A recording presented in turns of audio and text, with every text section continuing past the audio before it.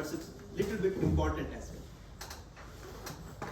उस रिपोर्ट में बेसिकली ये था कि एक पर्सन ने सर्वे किया और सर्वे करने के बाद उन्होंने कुछ चीज़ें बताई कि जो जुडिशियल ऑफिसर जो बैठते हैं उनकी वर्किंग स्टाइल क्या है। जुडिशियल ऑफिसर की वर्किंग स्टाइल उन्होंने ऑब्जर्व किया और उन्हें पता चला कि पैरोल के जितने matter, parole it's like a bail, छोड़ दे। तो सुबह 8-9 बजे जज अगर बैठे तो 11 बजे तक पैरोल के जितने मैटर आ रहे हैं ना, उसमें मैक्सिमम वो पैरोल अलाउ कर रहे हैं, और 11:30 से 1 बजे के बीच में केसेस कम हो रहे हैं, पैरोल नहीं मिल रही। फिर 2 बजे के बाद पैरोल के केसेस में पैरोल मिलने के चांसेस और ज्यादा बढ़ रहे हैं। अब उनका कंक्लूजन ये था कि सुबह आदमी ब्रेकफास्ट करके आता जज, 8 बजे अच्छा सा ब्रेकफास्ट हो रखा है उनका, और 11 बजे तक गाड़ी चल रही है तो वो पैरोल भी मिल रहा है, जस्टिस हो रहा है। और 11-11:30 बाद भूख लग रही है तो छोड़ा हटा, भूख नहीं देना, ये है वो, आदमी फ्रस्ट्रेट हो रहा है। और 2 बजे खाना खाने के बाद सब कुछ ठीक है, फिर से वो खुशी खुशी पैरोल दे रहा है। तो इसलिए जहां कहीं ये बोला जाता है ना कि 2 बजे के बाद वाले लेक्चर बड़े बोरिंग है, ऐसा नहीं है। खाना खाने के बाद जस्टिस अच्छे से होता है। तो चलिए हम लोग हमारे टॉपिक पे आते हैं। It's introduction of administrative law. आप में से बहुत सारे लोग एक्सपीरियंस लोग भी हैं, फिर भी मैंने कोशिश की है कि हम इसको इस तरीके से स्ट्रक्चर करें कि जिन लोगों ने एडमिनिस्ट्रेटिव लॉ के बारे में जिनको बेसिक इन्फॉर्मेशन भी चाहिए, और फिर नेक्स्ट जो कल वाला सेशन होगा उसमें हम लोग फंडामेंटल राइट के पर्सपेक्टिव में चीज़ों को देखेंगे, तो वो थोड़ा सा एडवांस लेवल पे होगा।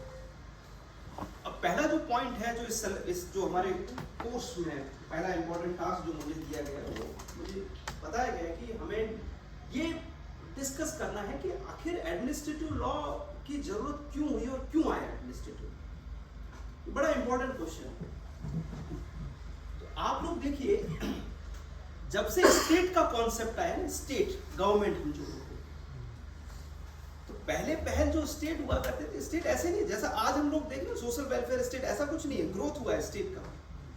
पहले जो स्टेट हुआ करता था उसको बोला जाता था laces fair state, LAISSEZ FAIRE, laces fair. Laces fair state जो है उसमें कॉन्सेप्ट ये था कि देखो हम लोग सरकार है, हम लोग यहाँ बैठे हैं, आप जो जनता है वो आपस में जो भी अफेयर कर रहे हो आप करो, अगर law and order situation problem हुआ तब हम आएंगे, अदरवाइज बाकी मामलों में हम लोग इंटरफेयर नहीं करेंगे। State has a very limited capacity. State ने बोल रखा था हम लोग नहीं आएंगे, चलो अच्छी बात है, बढ़िया बात है। तो अब उस केस में क्या हुआ कि जैसे भाई मान लीजिए 2 पर्सन है, अब उन दोनों पर्सन को कोई कॉन्ट्रैक्ट करना है, दोनों ने कॉन्ट्रैक्ट किया, जब तक चीजें ठीक चल रही है अच्छी बात है। अब हुआ क्या कि जो कॉन्ट्रैक्ट करने वाला, जो मान लीजिए उस कॉन्ट्रैक्ट में एक पर्सन ऐसा जैसे कोई इंडस्ट्री, अब उस इंडस्ट्री में इंडस्ट्री ऑनर है और कुछ उन्होंने लेबर्स को लगा रखा है, दोनों को कॉन्ट्रैक्ट हो रखा है, अब वो काम चल रहा है, सब कुछ ठीक चल रहा है। लेकिन 1 या 2 साल के बाद जो इंडस्ट्री ऑनर है उसने ये बोल दिया कि मैं अब तक आप लोगों को 8 घंटे की 100 रुपए दे रहा था, अब मैं 10 घंटे टाइम कर रहा हूं और पैसे मैं दूंगा 90 रुपए। तो बेचारे जो लोग जो थे, जो लेबर क्लास थी, उन्होंने बोला ये तो गड़बड़ हो रहा है। उन्होंने स्टेट से बोला, स्टेट ने बोला ये कॉन्ट्रैक्ट है ना आपस का, आप दोनों का, आप लोग संभालो। I am laces fair state, I will not interfere into the private entities and their affairs। ये स्टेट का नेचर हुआ करता था 18th सेंचुरी से पहले तक। मैं आपको बैकग्राउंड समझा रहा हूं कि क्यों एडमिनिस्ट्रेटिव लॉ या फिर सोशल वेलफेयर स्टेट का कॉन्सेप्ट आया। ये सिचुएशन चल रही थी। अब जब ये सिचुएशन चल रही थी तो धीरे धीरे जो सिस्टम था उसमें एक तरीके से प्रोटेस्ट मूड में होने लगे, और जो आप लोगों ने हिस्ट्री में पढ़ा होगा सोशलिज्म, कम्युनिज्म और इस तरह की चीजें आने लगी। वो एक अलग पॉलिटिकल आइडियोलॉजी वाला काम है, वो अलग है। हम अपने पॉइंट पर जब ये चीज कंटिन्यूसली जब चल रही थी और स्टेट बोल रहा है कि नहीं मैं इंटरफेयर नहीं करूंगा, तो बाद में ये हुआ कि सोसाइटी में कॉन्फ्लिक्ट ज्यादा पैदा होने लगे। इंडस्ट्री ऑनर और इंडस्ट्री लेबर, सोसाइटी का स्टेबलाइजेशन खत्म होने लगा, डिस्टेबलाइज होने लगी सोसाइटी। इन दैट केस तब स्टेट को समझ में आने लगा कि नहीं, हमको आना पड़ेगा। In that case, the state has changed their mode। अब स्टेट ने बोला कि नहीं, सोसाइटी यानी जो सोशल एस्पेक्ट है, उसके जितने भी एस्पेक्ट्स है उसको मुझे कंट्रोल करना पड़ेगा, मुझे इंटरफेयर करना पड़ेगा। मैं सिर्फ लॉ एंड ऑर्डर संभालूं नहीं, इतना नहीं, मुझे इकोनॉमिक्स को भी संभालना पड़ेगा। मुझे दो लोगों के बीच में अगर किसी भी तरह का डिस्प्यूट हो रहा है तो उसको मीडिएट भी करना पड़ेगा, मुझे इकोनॉमिक कंट्रोलर भी बनना पड़ेगा। और तो और मुझे हमारे यहाँ की जो जनता है, जो गरीब है, जो डिप्राइव्ड है, जो रिमोट एरिया में रह रही है, उनको जॉब्स भी देनी पड़ेगी, यानी मुझे एंटरप्रेन्योर भी बनना पड़ेगा। स्टेट को समझ में आने लगा? नहीं तो आपका जो कंट्री है उसकी स्टेबिलिटी खत्म हो जाएगी। जब तक नेशन है तब तक सब कुछ है, अब नेशन ही नहीं रहा फिर क्या करोगे आप? कौन सी गवर्नमेंट बना के आप रहोगे? तो फिर उन्होंने ये बोला कि नहीं, अब धीरे धीरे स्टेट का मोड चेंज, और स्टेट ने अपने आप को पॉलिस स्टेट या जिसको लेसेज फेयर स्टेट बोला जाता है, उससे अपने आप को सोशल वेलफेयर स्टेट में चेंज किया। सोशल वेलफेयर, इन सोशल वेलफेयर स्टेट जो है वो इकोनॉमिक कंट्रोलर का भी काम करता है, लॉ एंड ऑर्डर भी संभालता है, मीडिएटर की तरह भी काम करता है और एंटरप्रेन्योर की तरह भी काम करता है, हर तरह का काम करता है। अब स्टेट ने ये तय कर दिया कि भाई हमको सोशल वेलफेयर स्टेट बनना है और ये सारे टास्क करने पड़ेंगे। तो ये सारे जो टास्क अगर आपको करने हैं तो ऐसा तो है नहीं कि 10-12 लोगों से काम चल जाएगा। जो स्टेट है या जो गवर्नमेंट है उसे अपने आप को एक्सपांड करना पड़ेगा, क्योंकि काम अब सिर्फ लॉ एंड ऑर्डर सिचुएशन नहीं संभालना है, आपको बहुत सारे और टास्क करने हैं। तो in that case you will have to expand your area, jurisdiction, आपको करना पड़ेगा। और फिर धीरे धीरे धीरे स्टेट ने ऑफिशियल्स को अपॉइंट करना शुरू किया, नए नए डिपार्टमेंट बनाना शुरू किया, ताकि हर तरह की चीजों को कवर किया जा सके। जो आज हम लोग देखते हैं ना, हमारी जो गवर्नमेंट है, जो एक्सपांडेड गवर्नमेंट है, क्यों एक्सपांडेड गवर्नमेंट है? Because the state has undertook the responsibility of social welfare state. आप सब लोग जो है वो सोशल वेलफेयर स्टेट के सोशल वेलफेयर को कंप्लीट करने के पर्पज से है बैठे यहाँ पे।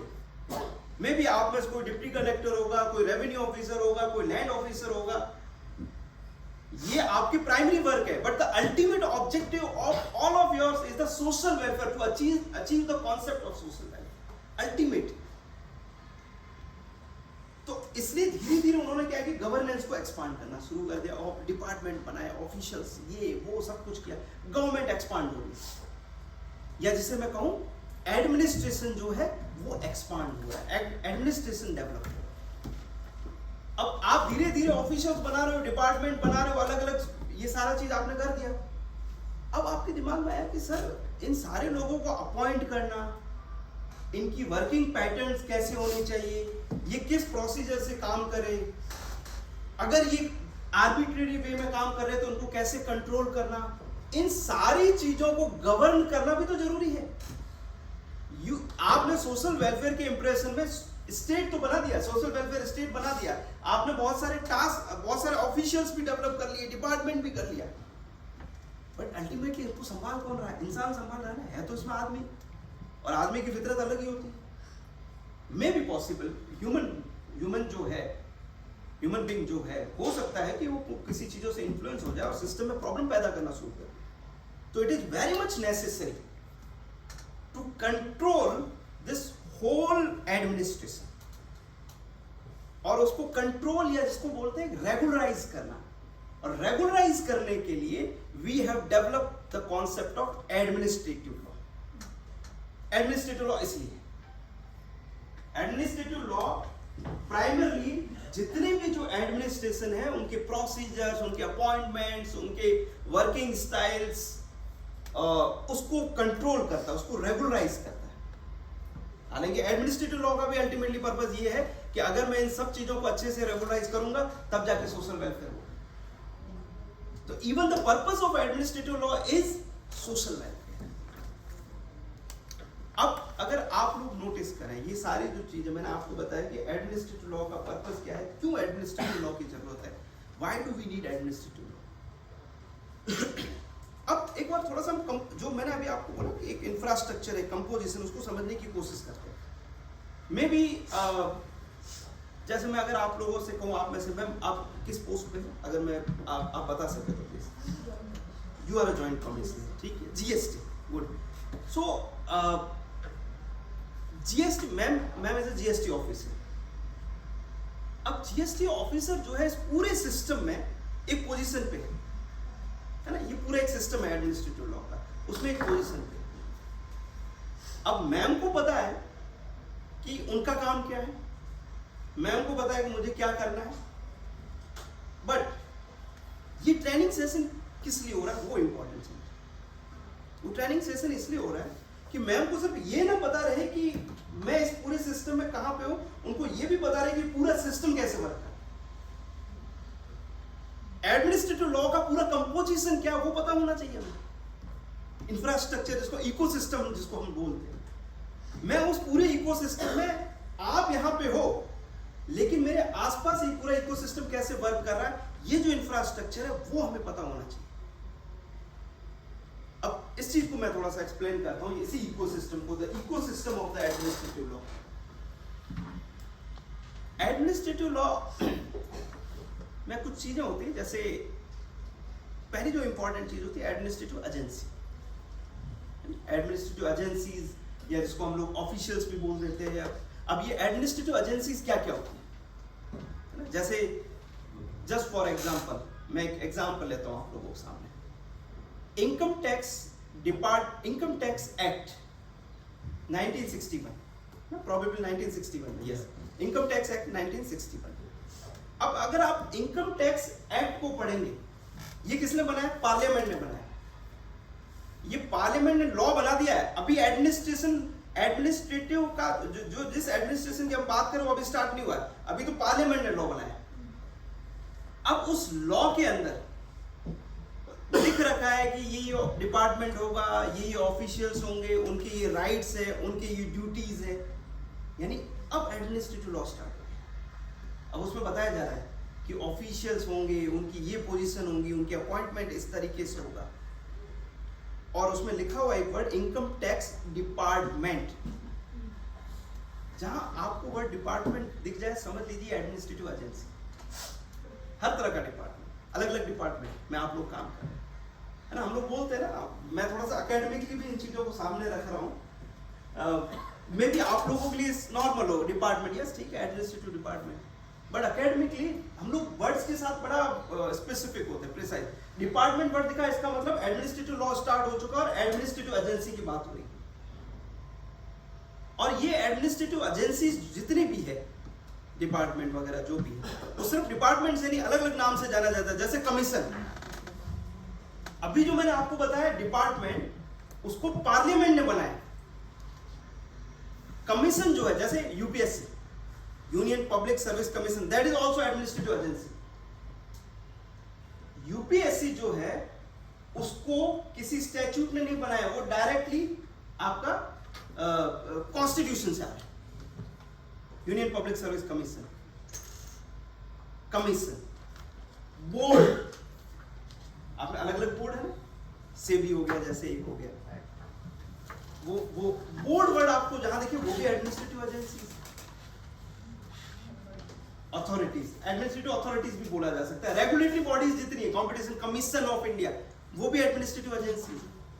तो आपको ये सारी एडमिनिस्ट्रेटिव एजेंसीज जो भी दिखेंगी इस फॉर्म में, डिपार्टमेंट, कमीशन, बोर्ड, ये सब एडमिनिस्ट्रेटिव एजेंसी, और एडमिनिस्ट्रेटिव लॉ का यहां से स्टार्ट हो चुका है ये मामला। और आप ध्यान दीजिए, जितने भी इंस्टीट्यूशन बन रहे हैं, जो भी एडमिनिस्ट्रेटिव एजेंसी है, ultimately they are here for social welfare. Income tax का अल्टीमेट ऑब्जेक्टिव क्या है, क्यों एक्ट हमने बनाया? एक इमीडिएट पर्पस ये कि रेवेन्यू कलेक्ट करना, टैक्स कलेक्ट करना, प्राइमरी वर्क यही है।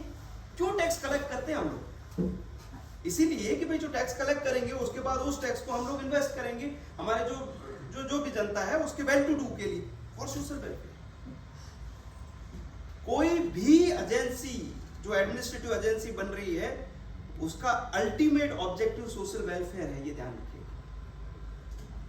हम लोग इस बड़े गोल के साथ, it's a part of ethics in administration. अगर आप एडमिनिस्ट्रेशन एथिक्स की बात करें तो उसमें सबसे इंपॉर्टेंट जो प्रोपोजिशन जो हमें ध्यान में रखनी है कि हम कुछ किसी भी डिपार्टमेंट में काम करें, लेकिन जो अल्टीमेट जो ऑब्जेक्टिव है हमारा, वो हम हमेशा ध्यान रखें कि we are here for the social welfare of the people of the India. तभी वो एडमिनिस्ट्रेटिव एथिक्स डेवलप हो सकेगा।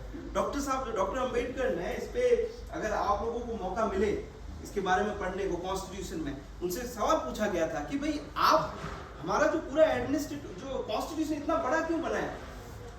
तो उन्होंने बोला कि मैंने उसमें एडमिनिस्ट्रेटिव पोजीशंस के बारे में बताया, ब्रीफली बताया, माइन्यूटली बताया, इसलिए बताया कि जिस सोशल वेलफेयर की कल्पना हम कर रहे हैं प्रियम्बल के थ्रू, वो इस बिना एडमिनिस्ट्रेशन के पॉसिबल नहीं। तो सोचिए आप लोगों की पोजीशन कितनी इंपॉर्टेंट है। It's really very important position you are holding. आप डायरेक्ट इस कॉन्स्टिट्यूशन को प्रैक्टिकली अप्लाई करवा रहे हो आप लोग।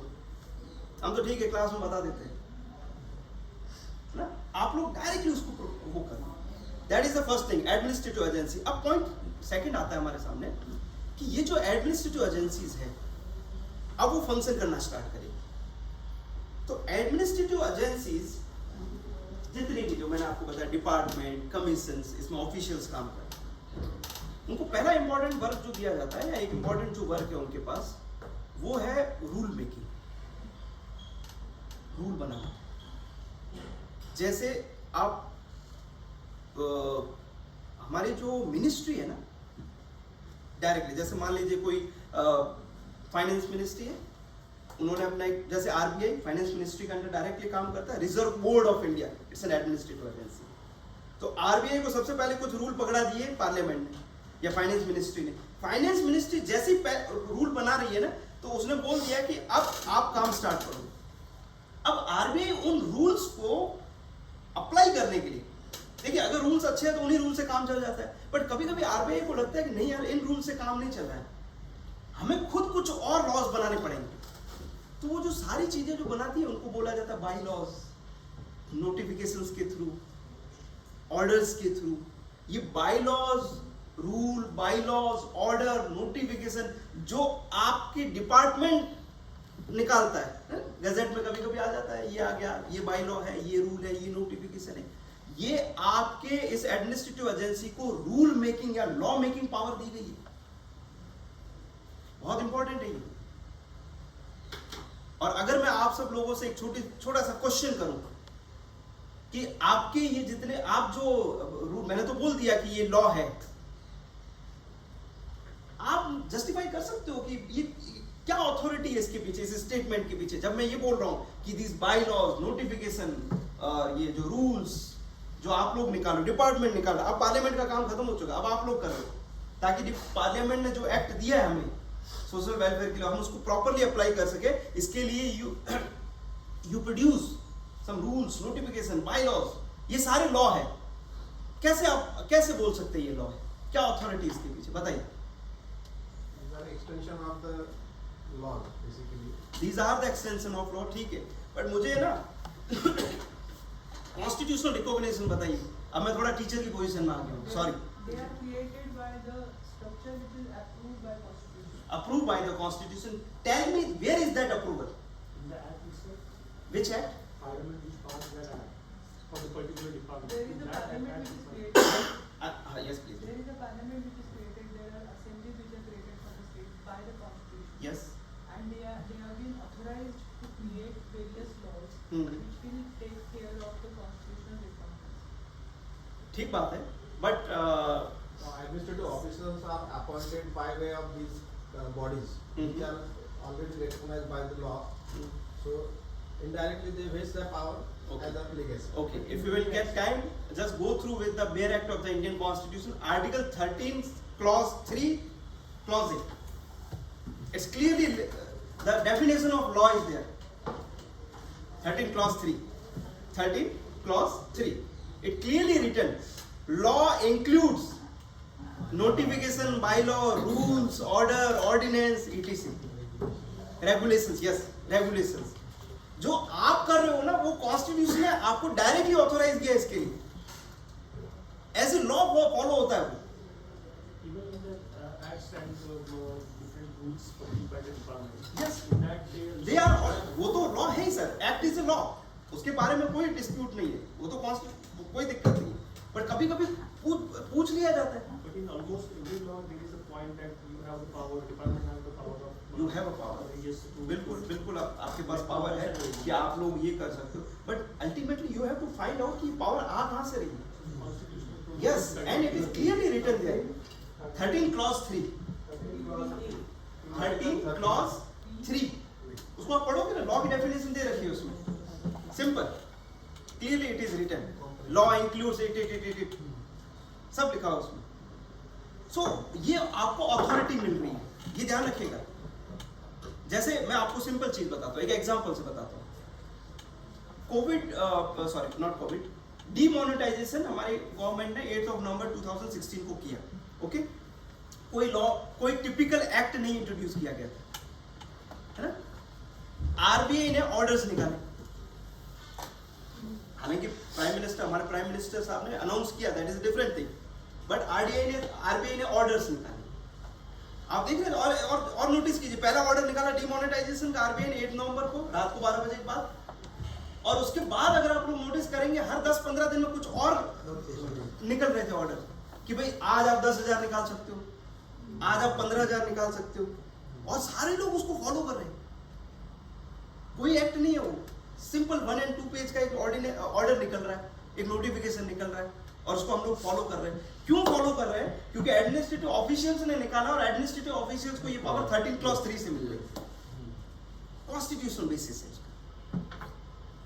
क्लियर हो रहा है ना कोई पॉइंट? सो एडमिनिस्ट्रेटिव, अब मैं इसको बता रहा हूं, इसको क्या बोला जाता है। So administrative agencies when they have a power to frame the rules in the form of notification order, bylaw rules, it is known as the rule making power, or it is also known as the delegated legislation.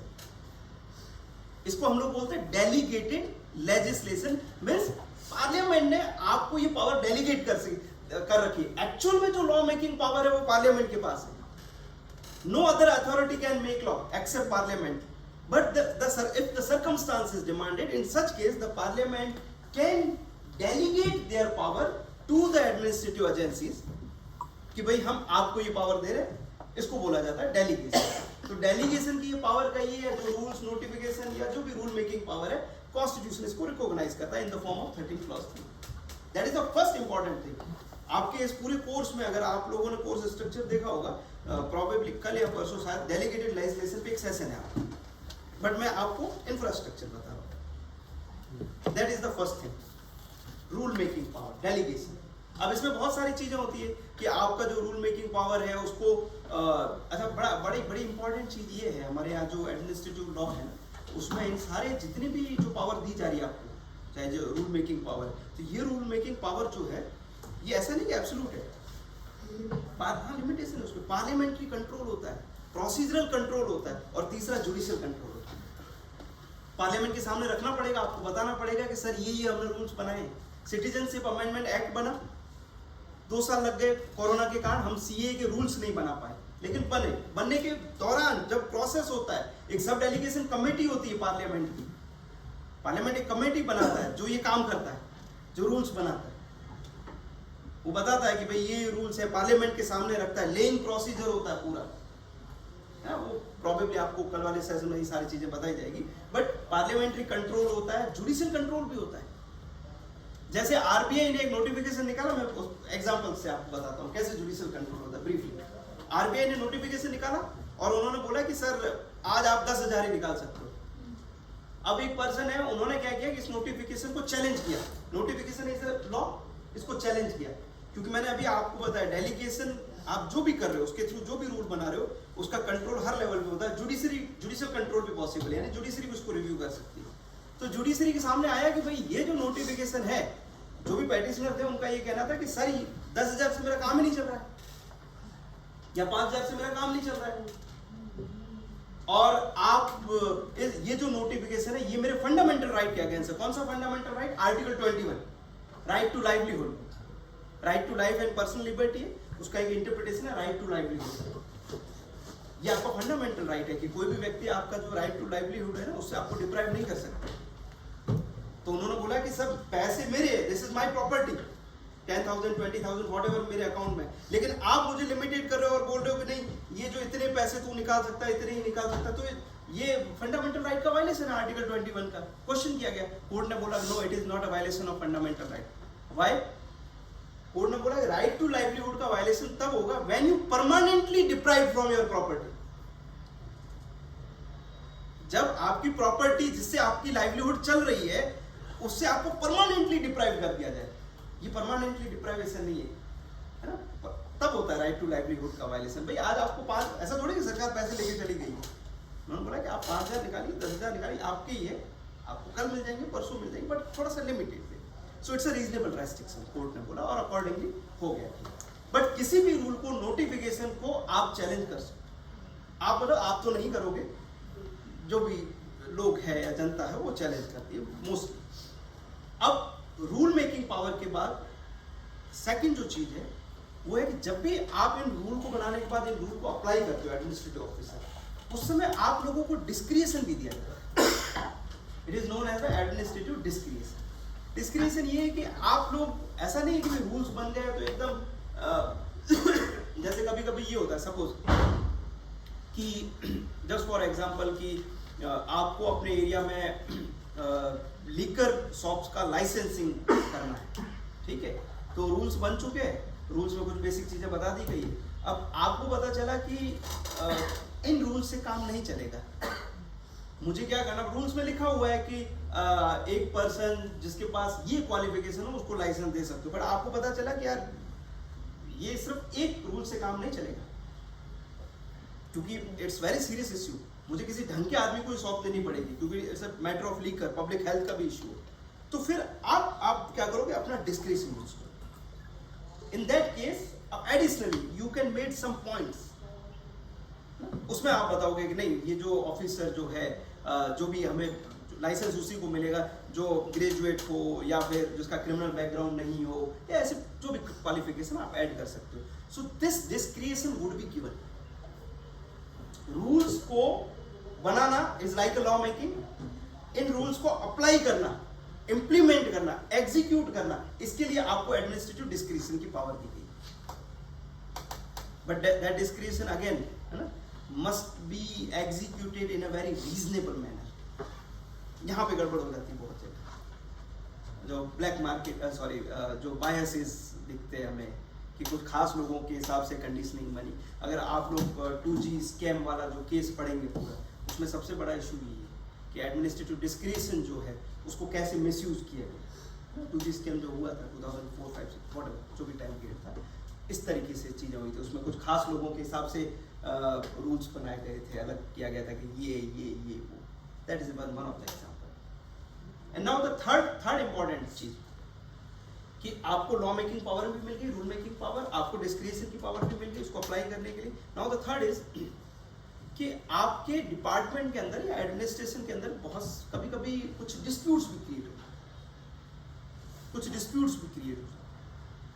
ये dispute दो level पे, एक तो with in the department और दूसरा है, या with in the administration, और दूसरा है कि इस एडमिनिस्ट्रेशन से जो बेनिफिटेड हो रहा है, यानी आम आदमी, उसके साथ भी आपका डिस्प्यूट हो सकता है। दो लेवल पे डिस्प्यूट हो सकता है, इन सिटू एक्स सिटू, है ना। एक तो डिपार्टमेंट के अंदर ही, जैसे मान लीजिए डिपार्टमेंट के अंदर एक पर्सन है, उनके अगेंस्ट ऐसा लगा कि भाई इन्होंने कुछ गलत किया है, ये किया, तो डिसिप्लिनरी प्रोसीडिंग्स होती है, इंक्वायरी होती है। ये जो सारा पार्ट है इसको बोला जाता है administrative adjudication. That is the third.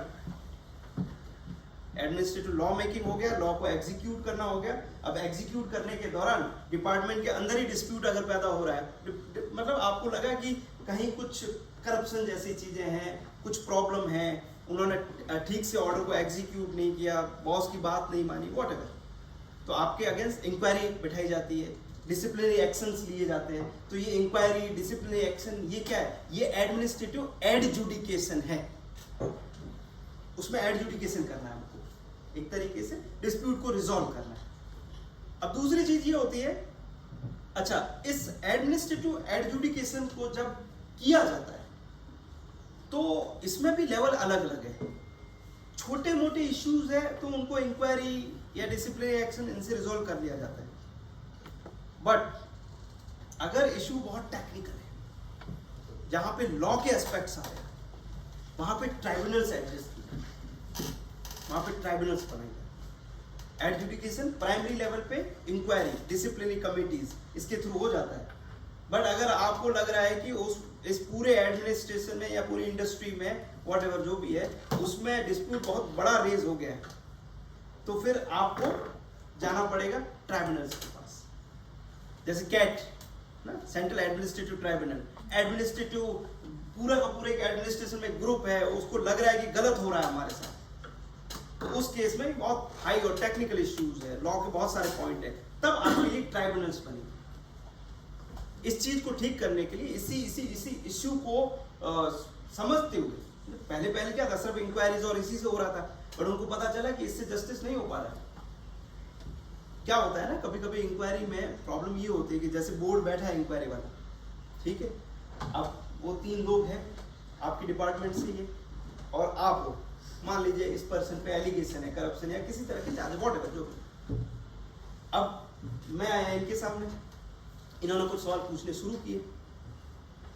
अब इनको पता नहीं कि मैंने LLM और PhD कर रखा है और मैंने 5 साल प्रैक्टिस भी की, तो उसके बाद मैं इस पोजीशन पे आया, इनको नहीं पता है। अब इन्होंने जिस तरीके से सवाल किए, मुझे पता था ये तो नॉर्मल है, मैंने कोर्ट में प्रैक्टिस की, मैं ऐसे घुमा के आंसर दूंगा ना लीगल वे में, ऐसे वर्ड बोलूंगा कि अल्टीमेटली जो मेरी रिपोर्ट बनेगी उसमें ये कुछ नहीं कर पाएंगे, भले ही मैंने करप्शन किया। तो ये प्रॉब्लम जो थी ना, इसको ठीक करने के लिए बाद में लोगों को समझ में आने लगा कि साहब तो बच रहे हैं ऐसे। तो उस चीज को ठीक करने के लिए धीरे धीरे फिर हुआ कि नहीं, अब हमें ना एक ट्राइब्यूनल का कॉन्सेप्ट लाना पड़ेगा, जिस tribunal is not typically like courts और नॉट टिपिकली लाइक कमीशन और बीच का एक तरीके से, जिसमें बहुत कुछ चीजें फटाफट भी हो जाती है। अगर आप कोर्ट में चलेंगे तो बहुत टाइम लगेगा, इसलिए आप लोग ट्राइब्यूनल्स का कॉन्सेप्ट जब भी पढ़ेंगे तो ट्राइब्यूनल्स में उस तरह की प्रोसीडिंग्स नहीं फॉलो होती है जैसे कोर्ट्स में, क्रॉस एग्जामिनेशंस वगैरह ये थोड़ा अवॉइड किया जाता है, जहां जरूरत है वहां किया जाता है, बाकी मोस्टली अवॉइड किया जाता है। सो ट्राइब्यूनल का कॉन्सेप्ट, और अगेन ट्राइब्यूनल का कॉन्सेप्ट भी, एडमिनिस्ट्रेटिव ट्राइब्यूनल का कॉन्सेप्ट भी इंडियन कॉन्स्टिट्यूशन में है। आर्टिकल 323 कैपिटल A अगर आप पढ़ेंगे, है ना, ये 42nd अमेंडमेंट किया गया था कॉन्स्टिट्यूशन में, और अमेंडमेंट करके हमने आर्टिकल 323 कैपिटल A में क्लियरली लिख रखा है, कैपिटल A कैपिटल B आप पढ़ेंगे, उसमें लिखा हुआ है कि एडमिनिस्ट्रेटिव इश्यूज को रिजॉल्व करने के लिए ट्राइब्यूनल का कॉन्सेप्ट होना चाहिए। फिर उसके बाद से फिर धीरे धीरे ये जितने भी जो आपका एक एक्ट बना 1985 में, एडमिनिस्ट्रेटिव ट्राइब्यूनल एक्ट 1985, उसी की मदद से फिर वो कैट सेट स्टेट लेवल पे, फिर ये LGTs वगैरह बहुत सारे ट्राइब्यूनल्स का पूरा एक कॉन्सेप्ट डेवलप। बट ये चीज है। सो आप लोग देखिए, एडमिनिस्ट्रेटिव एजेंसीज 3 फंक्शन कर रही है, rule making, application and adjudication भी उसमें पॉसिबल है। और इन सारी चीजों में सबसे इंपॉर्टेंट चीज, इस पूरे प्रोसेस में आप जब अपने एडमिनिस्ट्रेटिव फंक्शन कर रहे हो, आपके किसी भी एडमिनिस्ट्रेटिव फंक्शन से अगर जनता की फंडामेंटल राइट का वायलेशन हुआ, नॉर्मली जुडिशरी नहीं आती आपके यहाँ, नॉर्मली नहीं आएगी। अगर आपके डिस्प्यूट है, प्रॉब्लम्स है, तो आपके यहाँ ट्राइब्यूनल्स है, डिसिप्लिनरी कमिटीज है। बट आपके किसी एक्शन से आम जनता की किसी भी फंडामेंटल राइट का वायलेशन हो गया, then matter will be taken to the High Court or Supreme Court under writ jurisdiction. This is known as the judicial review of administrative function or action. वो फिर मामला सीरियस हो जाता है, बड़े लेवल पे चला जाता है ना। फिर वो उनको लग रहा है कि आपके यहाँ इंटरनल प्रॉब्लम के कारण सोशल वेलफेयर डिस्टर्ब हो रहा है और लोगों के फंडामेंटल राइट का वायलेशन हो रहा है, then matter can be taken to the Supreme Court or High Court. आम आदमी कोई भी है वो आके बोलेगा कि सर ये गलत हो रहा है, ये डिस्क्रिशन गलत तरीके से यूज हुआ है, ये रूल मेकिंग भी गलत तरीके से यूज हुआ है, और जो प्राइमरी लेवल पे एडजुडिकेशन है उसमें भी बायसनेस है, और इन सब के कारण मेरे किसी भी फंडामेंटल राइट 14, 19, 21 व्हाटएवर, मोस्टली 21, उसका अगर वायलेशन हो रहा है तो मैं कोर्ट जाऊंगा और कोर्ट लेगी आपका मैटर। आप अगर ये सोच रहे हो कि हमारे यहाँ की जो ट्राइब्यूनल है वो हाईएस्ट बॉडी है, ट्राइब्यूनल ने जो डिसाइड कर दिया वो हो गया, नो।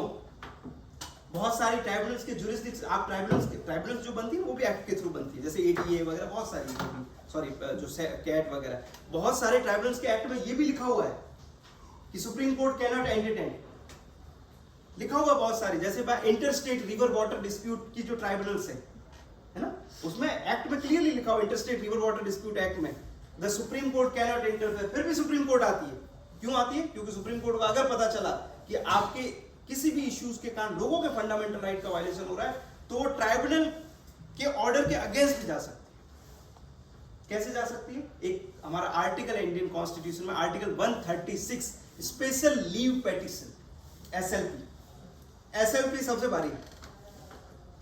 एसएलपी में सुप्रीम कोर्ट किसी भी मैटर को, लगभग मोस्टली किसी भी मैटर, एसएलपी आप पढ़िए, 136 पढ़ेंगे ना आप लोग, तो 136 में लिखा हुआ है कोर्ट का ऑर्डर, निचली कोर्ट का ऑर्डर या ट्राइब्यूनल का भी ऑर्डर, वर्ड स्पेसिफिकली लिखा हुआ 136 में, उसको कोर्ट स्पेशल लीव पेटिशन के थ्रू एंटरटेन कर सकती है। So this is the power of the court. क्योंकि मैंने शुरू में इसलिए इंपॉर्टेंट आप लोगों को बताया कि आप लोगों का अल्टीमेट ऑब्जेक्टिव क्या है? डिपार्टमेंट चलाना नहीं है, आप लोगों का अल्टीमेट ऑब्जेक्टिव है सोशल वेलफेयर प्रोवाइड करना, और सोशल वेलफेयर का सबसे फर्स्ट इंपॉर्टेंट एम्बॉडीमेंट जो है वो है फंडामेंटल राइट। अगर आप सोशल वेलफेयर प्रॉपर्ली प्रोवाइड नहीं कर रहे हो तो फंडामेंटल राइट का वायलेशन होगा, और फंडामेंटल राइट का वायलेशन होगा तो Supreme Court under article 32, High Court under article 226, in addition to the article 136 special leave petition, उसके थ्रू ये सारी कोर्ट्स आ जाएंगे। That is the higher possibility.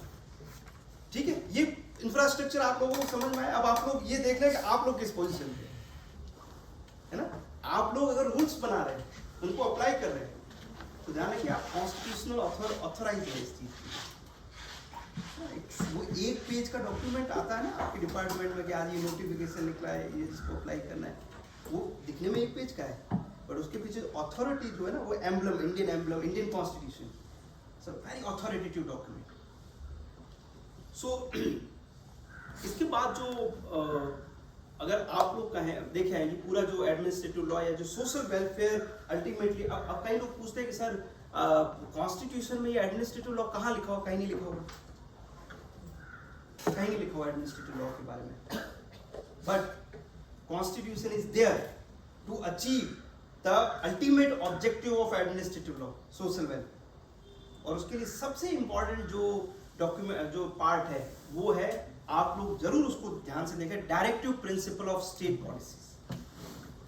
Directive principle of state policy, state government जो कि इस पूरे एडमिनिस्ट्रेशन को चला रही है, इस एडमिनिस्ट्रेशन को देख रही है, उसको क्लियरली बोला गया है, उसके लिए एक चार्टर दे दिया गया है कि अब आपको एडमिनिस्ट्रेटिव लॉ आप इसलिए लेके आए हो क्योंकि आपको अल्टीमेटली सोशल वेलफेयर करना है। तो पूछा सरकार ने कॉन्स्टिट्यूशन से, सर सोशल वेलफेयर कैसे करें, क्या क्या करें, कौन कौन सा है, हम कौन कौन से डिपार्टमेंट बनाए? तब उन्होंने बोला कोई दिक्कत नहीं, आप एक काम करो, हम एक डीपीएसपी नाम की एक चीज बना रहे हैं, उसमें लिख रखा है अलग अलग आर्टिकल्स। आर्टिकल 37 से मामला स्टार्ट हो जाता है कि whatever the principles written in directive principle of state policies are the fundamental of the governance of this country. Clearly लिखा हो, आप जो कर रहे हो ना administration, that is a governance, उसकी जो उसको चलाने के लिए जो फंडामेंटल प्रिंसिपल्स जो है वो आपको डीपीएसपी में मिलेगा। बेसिक, सबसे बेसिक कंपोनेंट, उन प्रिंसिपल्स के तहत आपको एडमिनिस्ट्रेशन चलाना है, ये ध्यान रखना है आपको। जैसे आर्टिकल 38 बोलता है कि कोई भी अटेम्प्ट गवर्नमेंट की तरफ से ऐसा नहीं होना चाहिए जिससे कॉमन गुड का कॉन्सेप्ट डिस्टर्ब हो जाए।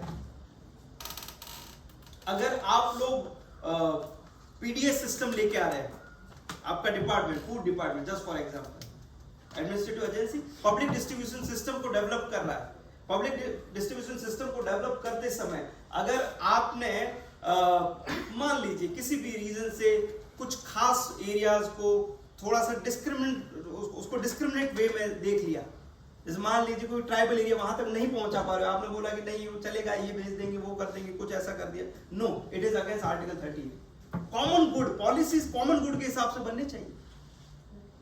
आर्टिकल 38, आर्टिकल 39, 40, 41 सब जगह लिखा हुआ, equal pay, equal wages, hygiene maintain रखना इंडस्ट्रीज में, बच्चों जो लेबरर्स है उनके राइट्स, महिलाएं जो हैं, औरतें जो है उनकी मैटरनिटी बेनिफिट्स, ये जितने भी जो एक्ट बन रहे हैं, मैटरनिटी बेनिफिट एक्ट क्यों बना? डीपीएसपी में लिखा हुआ है कि जो वुमेन्स है, वर्किंग वुमेन है, उनके लिए भी सरकार को कुछ करना पड़ेगा। That's very important principle. इसके लिए ये सारे जितने भी आप अपने आसपास जितने एक्ट देख रहे हो, all are administrative acts and all are mostly all are there for the social welfare. और ये सोशल वेलफेयर का जो आइडिया है वो कहां से लिया जा रहा है? डीपीएसपी। इसलिए आप लोग कॉन्स्टिट्यूशन का बेरक हमेशा अपने पास रखें।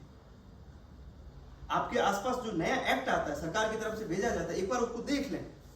मोस्टली किसी भी एक्ट की शुरुआत में ऑब्जेक्ट लिखा रहता है, एक बार देखें, कंपेयर करें कि ये कहां मैच हो रहा है, फंडामेंटल राइट के किस आर्टिकल से मैच हो रहा है या directive principle of state policies के किस आर्टिकल से मैच हो रहा है। ये समझ में आ गया ना, तो आप लोग भी पॉलिसी मेकिंग इंस्टीट्यूशन में पहुंच सकते हैं। दैट्स ओनली यही होता है और कुछ नहीं होता। ये हमें पकड़ना है बस। तो we must keep a bare act with ourselves, है ना, अपने साथ हमेशा होना चाहिए। सो ये सारे जो प्रिंसिपल्स हैं, अब आप अगर आप पढ़ेंगे तो आपको कहीं कहीं मिलेगा कि डीपीएसपी आर नॉट इन्फोर्सिबल। मैं इसके बारे में कल डिस्कस करूंगा। I know DPSP are not enforceable into the courtroom, but they are not non-justifiable. ये ध्यान रखिए। They are not enforceable, but it doesn't mean that they are not justifiable.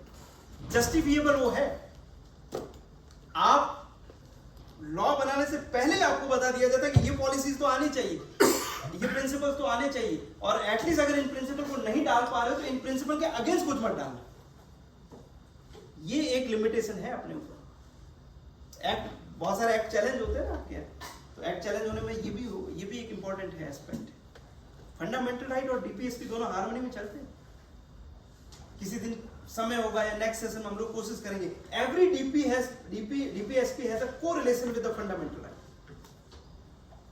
अगर कोई भी डीपीएसपी का वायलेशन हो रहा है तो हर फंडामेंटल राइट का वायलेशन हो रहा है।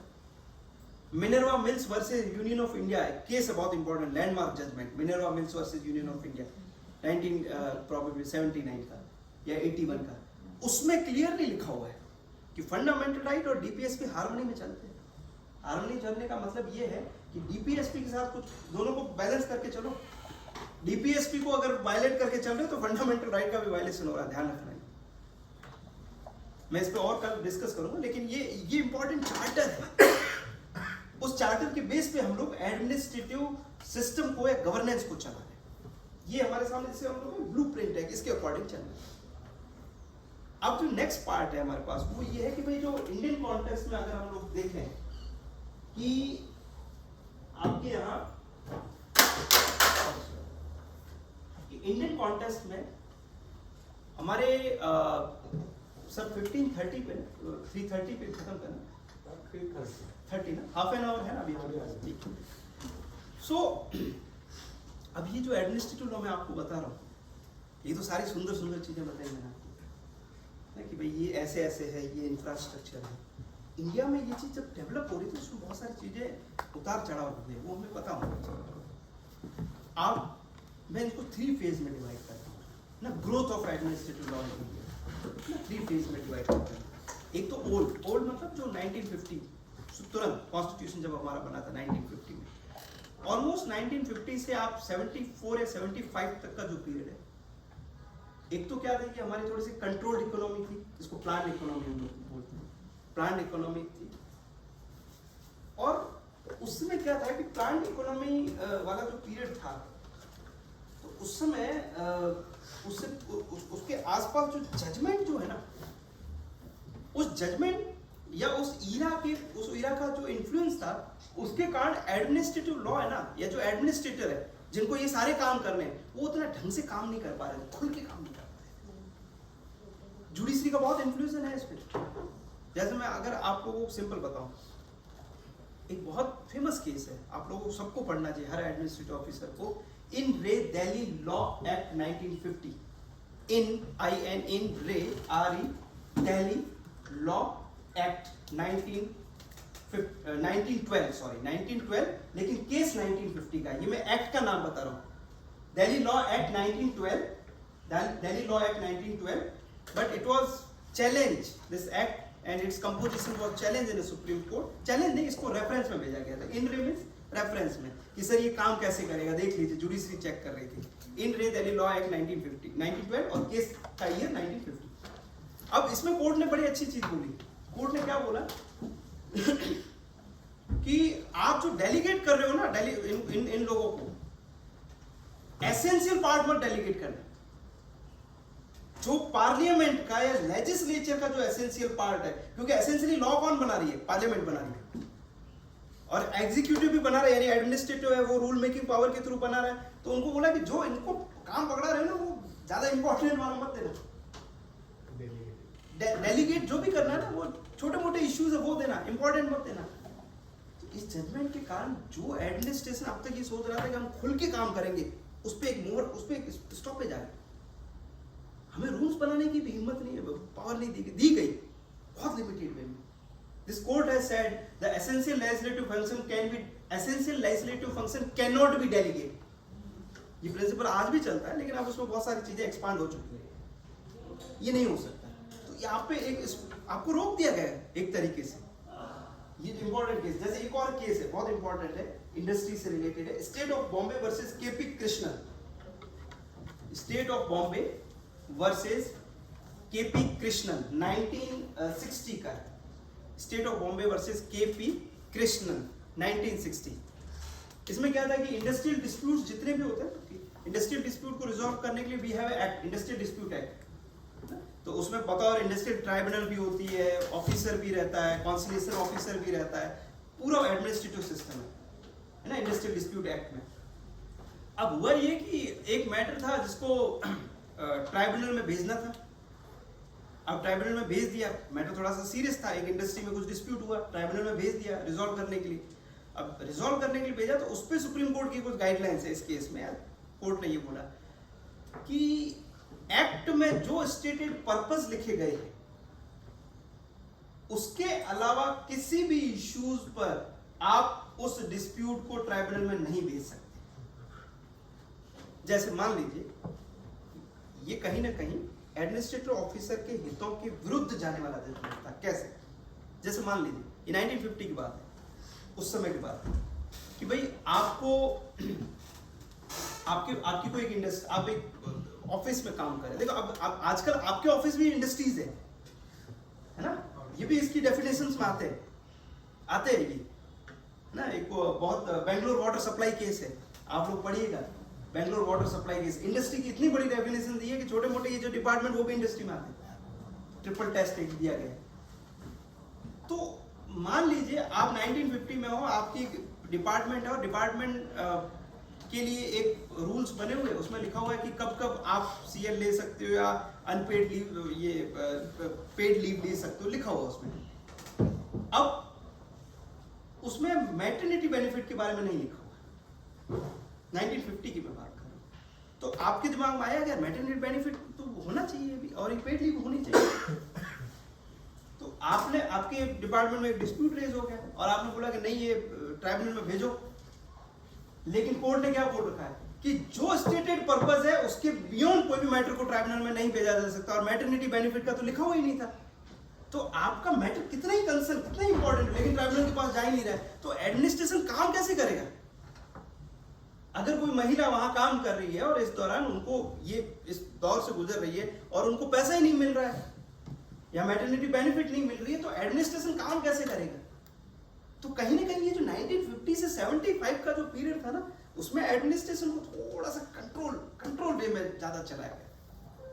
काम कर रहे हो लेकिन ज्यादा राइट्स की बात मत करना, कंट्रोल वे में ज्यादा किया जा रहा है। बट 1950 आपका 1977 ऑनवर्ड्स ना, जिसको हम लोग न्यू एडमिनिस्ट्रेटिव लॉ ईरा बोलते हैं, इससे पहले वाला old administrative law, old Indian administrative law, अब जो है न्यू, ये 1977 से लेके 89 तक। इसमें कुछ चीजें अच्छी हुई। अच्छी ये हुई कि केशवानंद भारती वाला एक जजमेंट आ गया, बहुत फेमस है ना, केशवानंद भारती वाला जजमेंट बहुत फेमस।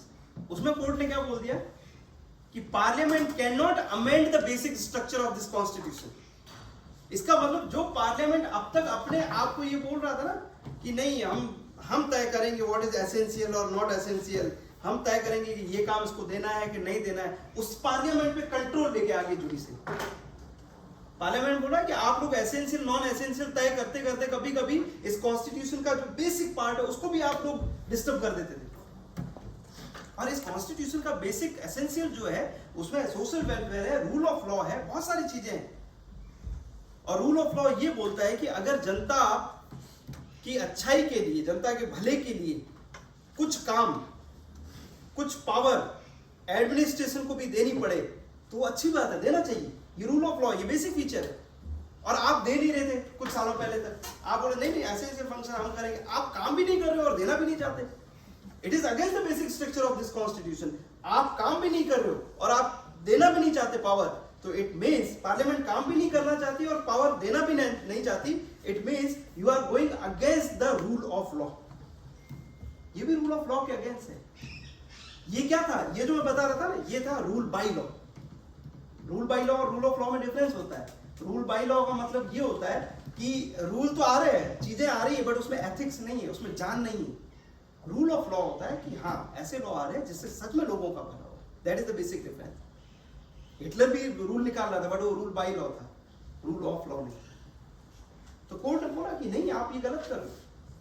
तब थोड़ी आजादी मिलनी शुरू हुई इसमें, क्या मैं मीन्स एडमिनिस्ट्रेशन, कि हाँ अब हम थोड़ा सा काम कर सकते हैं इस तरीके से। हाँ, लेकिन इसके साथ साथ ये ध्यान रखा गया कि अगर आप एडमिनिस्ट्रेशन को थोड़ी छूट दे रहे हो, तो मैंने थोड़ी देर पहले बताया था कि एडमिनिस्ट्रेटिव डिस्क्रिशन भी एक तरह की छूट ही है, बट इस छूट का कभी कभी है ना मिसयूज हो जाता है। तो उस चीज को जुडिशरी ने भी रिकॉग्नाइज किया। इसलिए जुडिशरी ने क्या किया, एक बहुत important Maneka Gandhi versus Union of India 1976 का लैंडमार्क जजमेंट, सबको पढ़ना चाहिए।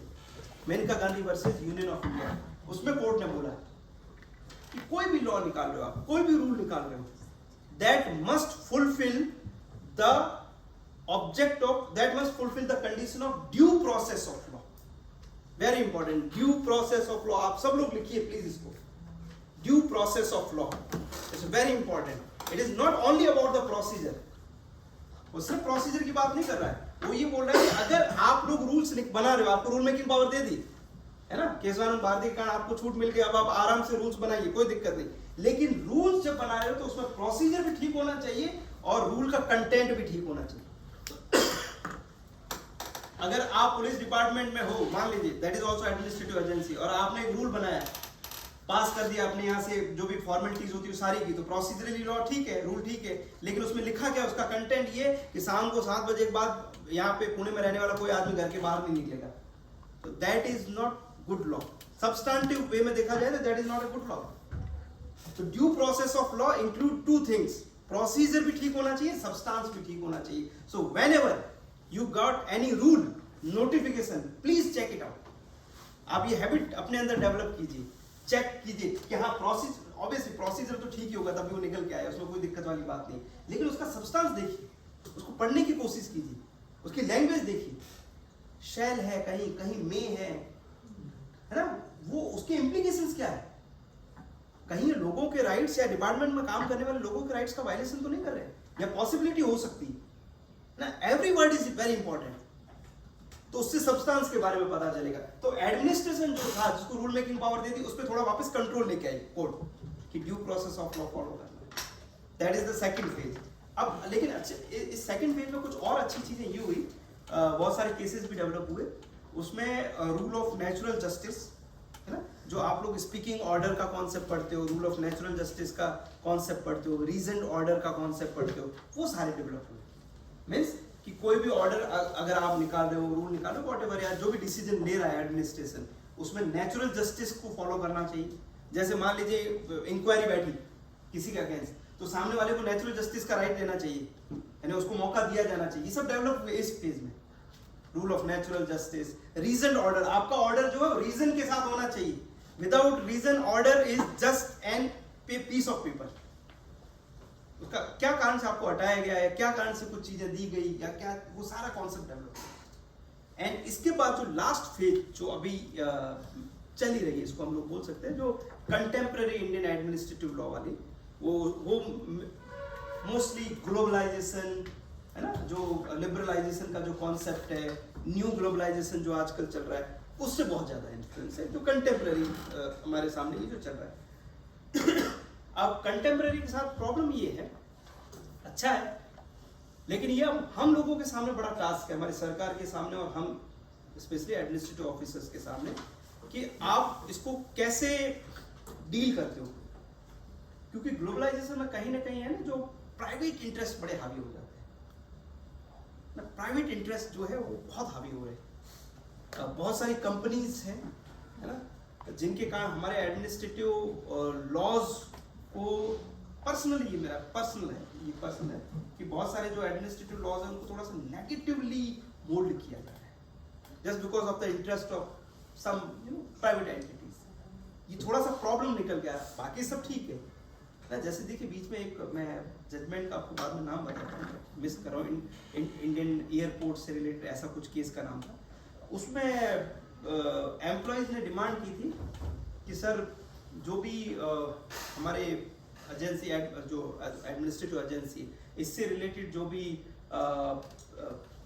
लॉज बन रहे हैं या जो भी चीज़ है डिपार्टमेंट लेवल पे जो भी एजेंसी, उसमें हम सब लोगों को भी शामिल किया जाए। तो ये चैलेंज किया गया कोर्ट में, और कोर्ट ने बोला no, you can not take part in the consultative process of your agency by making the laws whatever.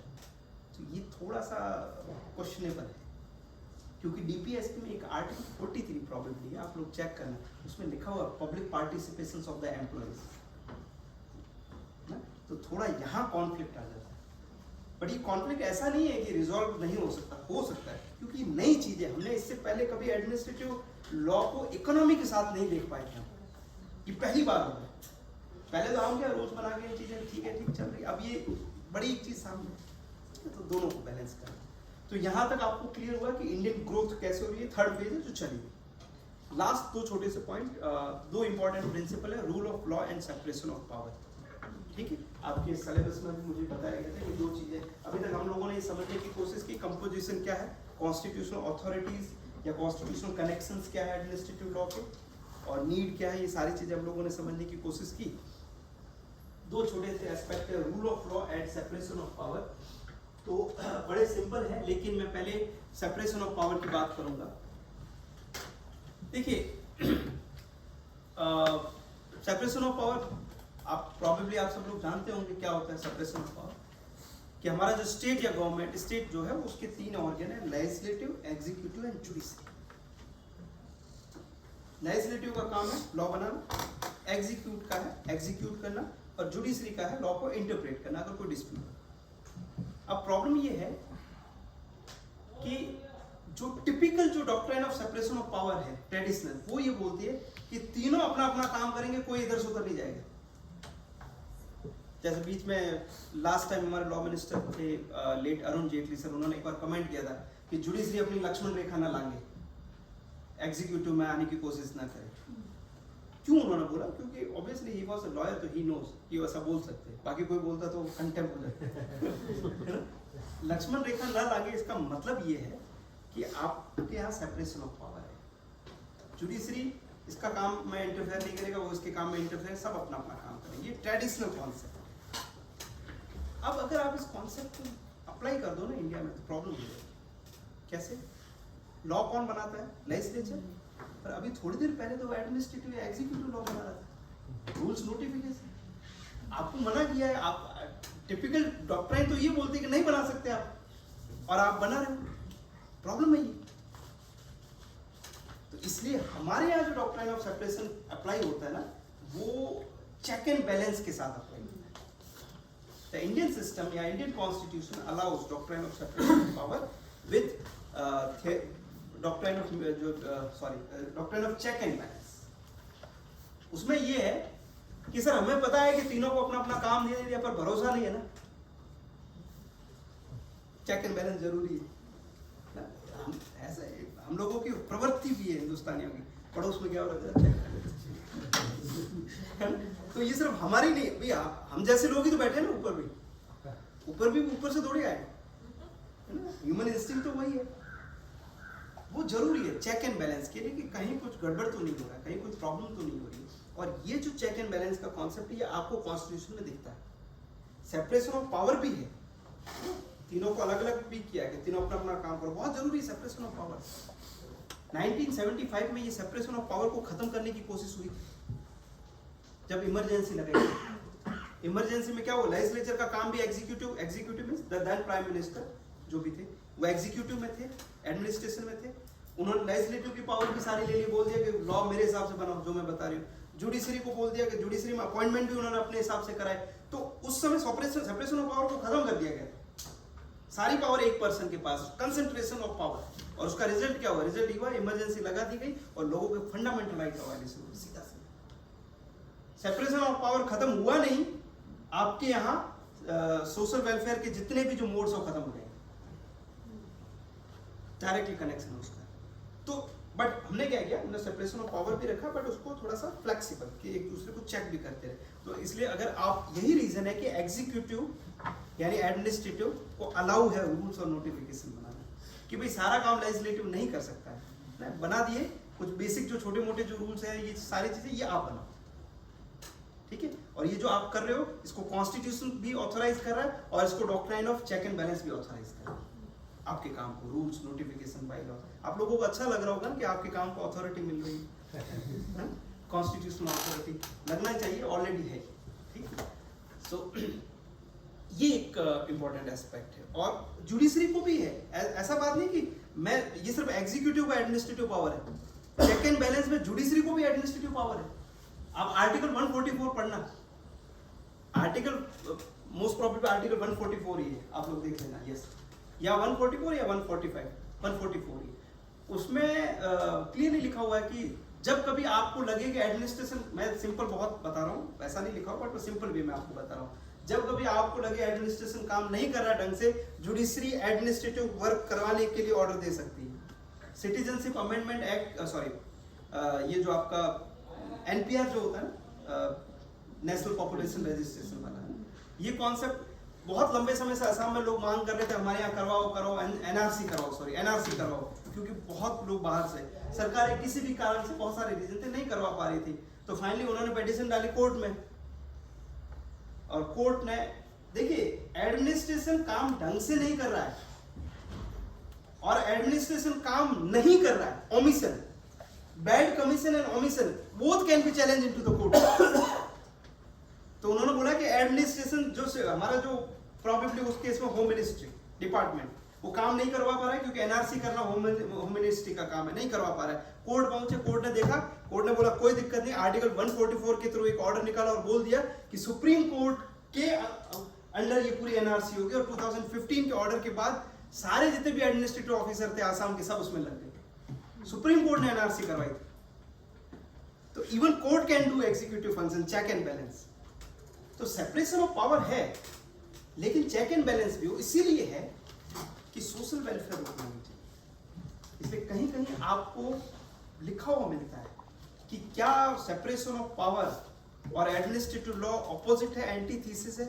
No, वो इसलिए बोलते हैं क्योंकि सेपरेशन ऑफ पावर का ट्रेडिशनल कॉन्सेप्ट बोलता है कि लॉ तो हम ही बना सकते हैं, लेजिस्लेचर, एग्जीक्यूटिव भी बना रहा है, तो एंटीथीसिस लगता है, but no, it is not an antithesis. Both are working for the ultimate objective, that is a social welfare, ठीक है। तो सेपरेशन ऑफ पावर का जो कॉन्सेप्ट है, it is not against the administrative law, दोनों मिलके काम। और दूसरा जो कॉन्सेप्ट है आपका रूल ऑफ लॉ, तो रूल ऑफ लॉ के साथ इश्यू ये है कि जैसे मैंने अभी आप लोगों को थोड़ी देर पहले बताया, रूल ऑफ लॉ क्या होता है। Rule of law means any law, rule plus ethics और principle of natural law is equal to rule of law. Hitler 1940 में जो रूल निकाल रहा था, जैसे हिटलर ने एक रूल निकाला, उनकी पार्लियामेंट ने पास किया, उनकी पार्लियामेंट ने पास किया था, उसमें लिखा हुआ था the Jews doesn't have a right to life. Jews लोग जो है उनके पास राइट टू लाइफ नहीं है, ये लॉ था। अब आप इसको रूल ऑफ लॉ बोलेंगे क्या? No, it was rule by law. It's very important, please write down rule by law and rule of law.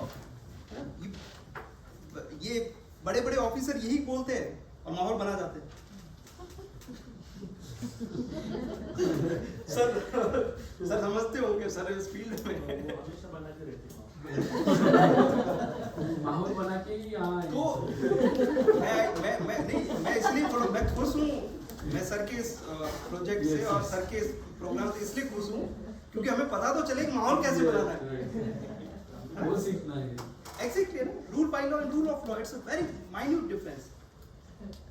कि एक हिटलर ने जो बनाया वो रूल बाय लॉ।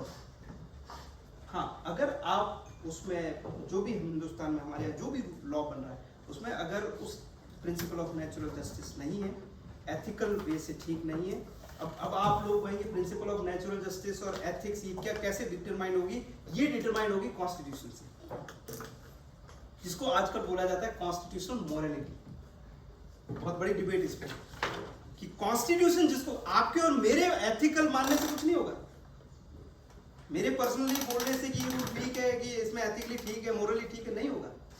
कॉन्स्टिट्यूशन बताएगा कि व्हाट इज मोरल और not. It is not a public morality which is important, constitutional morality ज्यादा इंपॉर्टेंट। तो कॉन्स्टिट्यूशनल मोरालिटी यानी कॉन्स्टिट्यूशन में जो प्रिंसिपल्स है, जो चीजें लिखी गई है, जैसे liberty, equality, fraternity, federalism, parliamentary system, republicanism, ये सारे जितने भी प्रिंसिपल, स्पेशली जो प्रीएम्बल में जो लिखा हुआ है वो कॉन्स्टिट्यूशनल मोरालिटी, कॉन्स्टिट्यूशनल एथिक्स है। So if your law is combined with constitutional morality, then only we can say that it is a rule of law, otherwise it is not, नहीं होगा। जैसे आप लोगों को एक बड़ा एक रिसेंटली जजमेंट आया बड़ा अच्छा, मोहित मिनरल्स लिमिटेड केस है, प्रॉबेबली मैम को पता होगा, जीएसटी फील्ड में है, उन्हीं से रिलेटेड एक्ट है। मोहित मिनरल्स लिमिटेड केस एक आया है, मोहित मिनरल इंडस्ट्री लिमिटेड केस ऐसा करके। उसमें सुप्रीम कोर्ट ने बड़ी अच्छी बात कही कि GST council, again which is a part of administration or administrative agency, their recommendations are not mandatory। GST council की जो रिकमेंडेशन जो है आर, ठीक है ना सर, मोहित मिनरल्स वाला है ना, आर नॉट मैंडेटरी। क्यों? अब देखिए आप, बहुत इंपॉर्टेंट है ये जजमेंट, क्योंकि जीएसटी काउंसिल जो रिकमेंड करता है अकॉर्डिंग टू द कोर्ट कि जीएसटी काउंसिल में जो सेंट्रल गवर्नमेंट है, यूनियन गवर्नमेंट है ना, उसका वोटिंग का वेटेज ज्यादा है rather than states. GST council, ma'am ठीक हूं ना ट्रैक पे? Thank you. So GST council में जो वोटिंग का वेटेज है वो यूनियन का ज्यादा है रेदर देन स्टेट। तो इसका मतलब ये होगा कि कल को हो सकता है यूनियन कुछ ऐसी रिकमेंडेशंस इंट्रोड्यूस कराने में सफल हो जाए, सक्सेसफुल हो जाए, जो यूनियन के लिए बेटर है लेकिन स्टेट्स के लिए नहीं। हो सकता है राज्यों के हितों के विरुद्ध जा सकती है चीज, स्टेट के इंटरेस्ट पॉसिबल। तो कोर्ट ने इसमें बोला कि नहीं, जो रिकमेंडेशंस आ रही आने दो, पर वो मैंडेटरी नहीं है। क्योंकि अगर मैंडेटरी कर दी जाए तो देखिए, मान लीजिए रिकमेंडेशन आई, अब आपको चेक करना है कि whether this recommendation is in the for of rule of law और नॉट। तो आप देखिए जो रिकमेंडेशंस आई है वो रिकमेंडेशन स्टेट पर अगर थोप दी गई मैंडेटरी, और स्टेट को पता है कि ये हमारे इंटरेस्ट में नहीं है, सिर्फ यूनियन के इंटरेस्ट में है, तो जहां यूनियन और स्टेट के बीच के इक्वल बैलेंस को डिस्टर्ब किया जाता है, उस कॉन्सेप्ट को बोला जाता है फेडरलिज्म। अगर आपने यूनियन और स्टेट के बीच के रिलेशनशिप को, जो कि बेटर रिलेशनशिप होता है, जिसको फेडरलिज्म बोला जाता है, इंपॉर्टेंट कॉन्स्टिट्यूशनल प्रिंसिपल जो लिखा हुआ नहीं है कॉन्स्टिट्यूशन बट फॉलो होता है, उसको डिस्टर्ब कर दिया आपने, और उसको डिस्टर्ब कर दिया, इसका मतलब रूल ऑफ लॉ कर दिया। तो any administrative activity, action which is not in the consonance of constitutional articles or constitutional principle, that may be termed as an violation of rule of law or rule by law, इसको हम बोल सकते हैं। Clear हो? वो आप check कर सकते हो, आप अपने जो भी डॉक्यूमेंट्स आ रहे हैं आपके आसपास, और रिसेंट जजमेंट्स है, जजमेंट्स में ये सारी चीजें प्रॉपरली बताई जाती है कि भाई ये ठीक नहीं है, ये ऐसा है, फिर वैसा है। जैसे मैं आपको बताता हूँ, एक छोटा सा केस है, बट ये एज अ टास्क की तरह आपको दे रहा हूँ, आप मुझे बताइए क्या हो सकता है इसमें। जैसे सपोज सेल टैक्स एक्ट है ना, तो सेल टैक्स एक्ट ये बोलता है, उसमें सेल टैक्स अथॉरिटी भी होती है, एडमिनिस्ट्रेटिव एजेंसी हो गया। अब मान लीजिए कि ये मैम एक मैन्युफैक्चरिंग यूनिट है मैम के पास, ठीक है, और वैसे अधिकारियों के पास नहीं होती है, ठीक है, इंडस्ट्री में है, अरे वाह, तो आपके कंट्रोल में है, ठीक है। कोई मैन्युफैक्चरिंग यूनिट है मैम की, मान लीजिए, ठीक है, और ये एक चीज को बना रहे हैं और इनको बेच रहे हैं, इनको बेचना चाहते हैं। इन्होंने ये जो चीज बनाई है, प्रोडक्ट बनाया, 2 रुपए में बना, ठीक है, 2 रुपए में बना, और मैंने बोल रखा है कि ये प्रोडक्ट जो मैम बना रही है इस पे टैक्स, सेल टैक्स अगर ये बेचेंगे तो 2 रुपए मैं लगाऊंगा। मैं मीन्स अथॉरिटी जो लगाने वाला है, ठीक है। अब मैम को बताया कि 2 रुपए की बनी है, 2 रुपए इसको देने हैं और उनको प्रॉफिट भी कमाना है, तो ये इनको कितने में ऑब्वियसली बेचेंगे? 6 में, 6 रुपीज में, ठीक है। अब आपने मैम को दे दी, इन्होंने 6 रुपए पकड़ा दिए, इन्होंने अपना बेनिफिट रखा और टैक्स मुझे दे दिया 2 रुपए। अब मान लीजिए जिस एक्ट के थ्रू मुझे एस्टेब्लिश किया authority, that is sale tax act, है ना, उसको किसी ने कोर्ट में चैलेंज किया कि सर ये सेल टैक्स एक्ट गलत है, कॉन्स्टिट्यूशनली ठीक ही नहीं है। मान लो चैलेंज कर दिया और कोर्ट ने भी बोल दिया कि yes it is constitutionally not valid. हमें आज पता चला, ऐसे बहुत सारे लॉ तो बहुत सालों बाद पता चलते हैं कि ये तो ठीक नहीं था। जैसे एग्रीकल्चर लॉज को विड्रॉ किया ना गवर्नमेंट ने, क्योंकि उनको लग रहा था कि शायद गलत हो सकते हैं बनाने के बाद भी। तो अब क्वेश्चन ये आया कि जो पैसा लिया है वापस देना पड़ेगा ना, है?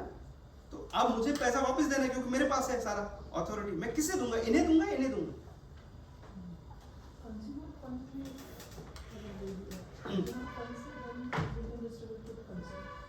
That is what at present we are doing. Yes, आपको देना चाहिए या इनको दूं? मैंने तो इनसे लिया मैम, जिनसे लिया उन्हीं को देना है, तो ऐसा ही होता है। है ना, जिनसे लिया उन्हीं को दिया। बट ये बोल रहे हैं ना, yes I want this dissent, thank you. हाँ वो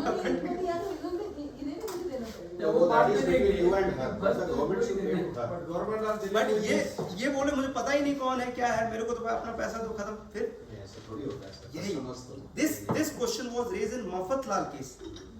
आप लोग पढ़िएगा, मफतलाल सर ने मैं भूल गया, मफतलाल करके वेरी फेमस केस है ना।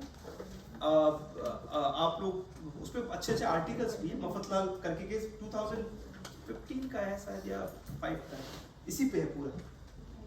उसमें ये जो मैम बता रहे हैं एक्चुअल पोजीशन वही है, लेकिन उसमें काफी डिस्कस हुआ है। बट क्या गारंटी कि उनके पास पैसे आने के बाद वो एग्जैक्टली वही बात हो रही थी उसमें बहुत सारे इश्यूज रेज हुए। अब ये है कि अगर आप जिस एडमिनिस्ट्रेशन में काम कर रहे हो उसको पूरी वर्किंग को अनकॉन्स्टिट्यूशनल कर दिया जाए, मतलब मान लो पता चला, तो उस केस में वो रूल ऑफ लॉ कैसे बैलेंस होगा, कैसे नहीं होगा, ये एडमिनिस्ट्रेटिव सिस्टम के लिए बहुत बड़ा चैलेंज है।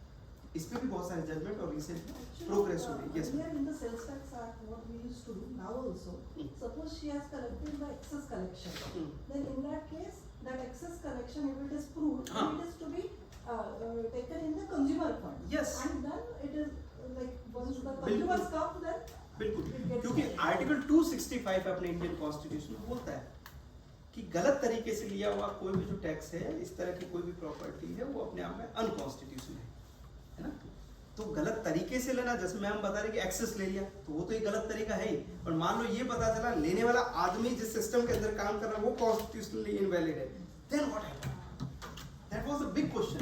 एडमिनिस्ट्रेटिव लॉ के लिए बहुत बड़ा क्वेश्चन है एडमिनिस्ट्रेटिव को चलाने के लिए। आप लोग पढ़िएगा मफतलाल वाला जो केस है। Maffatla, I think majorly was about unjust enrichment.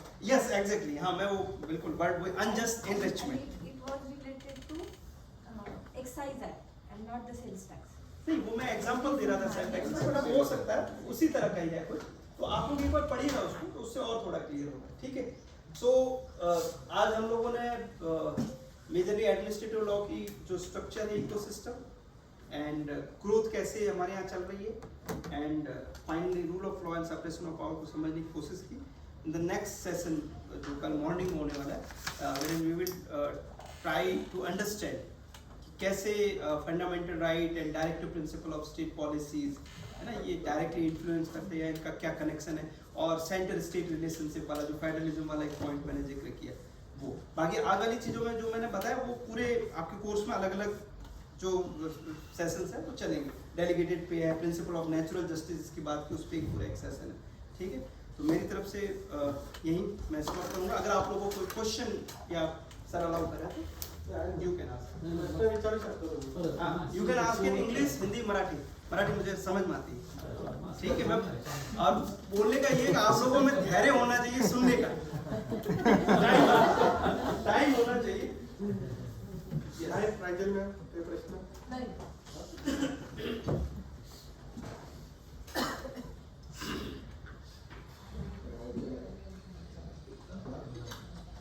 ऐकू येतं आम्हाला. सर सर आवाज बचाए रखना चाहते आवाज वाचवायला लागतो मला. तर सुरुवात तर चांगली झालेली आहे आपली असं म्हणायला हरकत नाही. कारण पीपीटी शिवाय शिकवणं हे खूप मोठं चॅलेंज असतं हे मला माहिती आहे. बऱ्याच वेळा ज्यांच्याकडे पीपीटी नसते ते एकतर भरकटतात किंवा त्याच गोष्टी सांगत राहतात परत परत परत परत. परंतु सरांनी ते चॅलेंज स्वीकारलं आणि पीपीटी नसतानाही ऍडमिनिस्ट्रेटिव्ह लॉ बाबत खूप गोष्टी विस्ताराने सांगितल्या की ज्या आम्हालाही सर माहीत नव्हत्या. मी बऱ्याच वेळा आमच्या अधिकाऱ्यांना इंद्राचा अवतार म्हणतो. सीपीटीपीचे अधिकारी असतील का आपण सर्वच यांना इंद्राचा अवतार याच्यासाठी म्हणतो की आमच्या सर्व अधिकाऱ्यांना वाटतं की आम्ही सर्व ज्ञानी आहोत आणि आम्ही कुणाकडून काही शिकून घ्यायची आवश्यकता आता राहिलेली नाही. त्यामुळे इथे असे काही पार्टिसिपंट्स आहेत माझे मित्र रवी पवार सारखे की मला वाटतं ते 14 वर्षांनी पहिलं ट्रेनिंग घेत असतील. बरोबर आहे का? हा एका दिवसाचं ट्रेनिंग तू घेतलं नसेल. हा तुझ्या बाबत मी कॉन्फिडेंटली बोलवू शकतो कारण तू काय करतो ते मला माहित असतं. तर सर आपण अनेक गोष्टीवर प्रकाश टाकला आणि मला तर खूप छान वाटलं. मला झोपत नाही आली. बाकीच्या बाबत मी सांगणार नाही काय झालं मागे. मध्ये मी दिल्लीला गेलो होतो आणि माझी बायको योग उपनिषद याचा अभ्यास करते. तर म्हटलं आता 2 तासाचा प्रवास आहे फ्लाईट मध्ये तर काय वाचायला हवं म्हणून मी तिच्याकडून काय वाचायला दे म्हणून अशी मागणी केली. तर तिने मला 4-5 पुस्तकं दिली छोटी छोटी. त्याच्यामध्ये कठ उपनिषद नावाचं एक पुस्तक आहे. 108 उपनिषद आहेत पण 10 अत्यंत महत्वाचे आहेत. तर त्याच्यातलं एक वाक्य मला आठवलं आणि मग मी ते लिहिलं आणि ते मी आता तुम्हाला सांगणार आहे. कठ उपनिषद हे नाचिकेत म्हणून एक शिष्य आहे आणि यप या दोघांमधला संवाद आहे आणि त्याच्यातलं एक असं वाक्य आहे की साक्षात्कारी गुरु आणि सुपात्र शिष्य हा योग पूर्व पुण्याईने येतो. आणि मला वाटतं की तुमच्याच बाबतीत नाही तर पुढे अनेक आम्हाला आता गुरु भेटणार आहेत आणि आम्ही सर्व सुपात्र शिष्य आहोत. तर हे आजचं सेशन आम्हाला आमच्या पूर्व पुण्याईमुळे आज ऐकायला मिळालं. त्याच्याबद्दल सर तुमचं खूप खूप आभार. आणि उद्या याच्यापेक्षा चांगलं आम्हाला ऐकायला मिळेल त्यामुळे तुम्ही अजून चांगली तयारी करून घ्या अशी आमची तुम्हाला विनंती आहे. Thank you sir. आता टी ब्रेक झालेला आहे आणि तेजश्री तू फॉर्म आणलेच असतील ना. तर आपण आता काय करतोय की मुद्दामून प्रत्येक सेशन झाल्यानंतर तुम्हाला एक आम्ही ट्रेनर इव्हॉल्युशन फॉर्म देणार आहोत. तो 10च्या स्केलमध्ये आपण अनालिसिस करतो. तो तुम्हाला आता प्राप्त होईल. तो तुम्ही भरून आम्हाला थोड्या वेळाने लगेच द्यायचा आहे. म्हणजे त्याचं 10 पॉईंटवर आम्ही इव्हॅल्युएशन करणार. आम्हाला पण कळणार की सर 10 पैकी किती मार्क मिळाले आणि सरांना पण कळवणार. सर पण त्यांच्या स्वतःमध्ये इम्प्रूव्हमेंट करू शकतात आणि यशदा पण स्वतः ट्रेनर कसे आणायचे त्याच्यात इम्प्रूव्हमेंट करू शकते. तुमचं नाव लिहायची गरज नाही. ओके म्हणजे तुमचं नाव टाकायची गरज नाही. डायरेक्ट तुम्ही भरून आम्हाला दिला तरी चालेल. तर आता चहाचा ब्रेक आहे. 4 वाजता आपण पुन्हा भेटणार आहोत. सरांना विनंती आहे की चहासाठी यावं. Thank you sir.